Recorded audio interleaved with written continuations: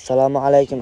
Qadrli obunachilar, mana yana bir xizmatimizni o'z nihoyasiga yetkazmoqdamiz. Bu xizmatimizda oq va mukri ranglardan foydalangan holda darvozaxonalari va ichkari shapkalarni qilib berganmiz. Mana ko'rishingiz mumkin, shapkalari oq va mukri rangda bo'lgan va 90 gradus, qoshga 90 gradus tepasida bo'lgan va juda ham go'zal holatda qilib bitirib berilmoqda. Azizlar, eslatib o'taman, joyning kvadratdan tunikaning kvadrat ko'proq ketadi. Chunki tunikaning usti muzqatilishi va bukilishi ham bor. Shuni ham inobatga olib qo'yamiz. Ayrimlar joyning kvadratini hisoblab olyapti ekan. Azizlar, unday emas. Chunki tunikaning usti muzqatilishi va bukilishi ham bor. Shuni ham inobatga olib qo'yamiz. Azizlar, mana ko'rishingiz mumkin, darvozaxonalari ham juda ham go'zal holatda qilib bitirilmoqda. Darvozaxonalar hovuz fasonda oq va mokri rangda bo'lgan va 2 bo'libga shahmat bo'lgan juda ham go'zal holatda qilib bitirib berilmoqda.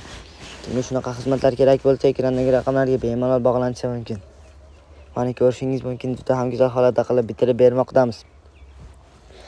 Azizlar, eslatib o'taman, biz Sirdaryo, Samarqand, Jizzax bo'ylab ham ish boshladik. Shu yerlardan bo'lsangiz ham ekrandagi raqamlarga bemalol bog'lanishingiz mumkin. Telegram va WhatsApplarimiz ham bor. Musofirda bo'lsangiz ham bog'lanishingiz mumkin. Azizlar, ishingizni ko'rib, o'z fikringizni kommentariyada qoldirib qo'ying va bu videoni yoki tunika fon qildirmoqchi bo'lib yurgan tanishingizga jo'natib qo'yish esdan chiqmasin.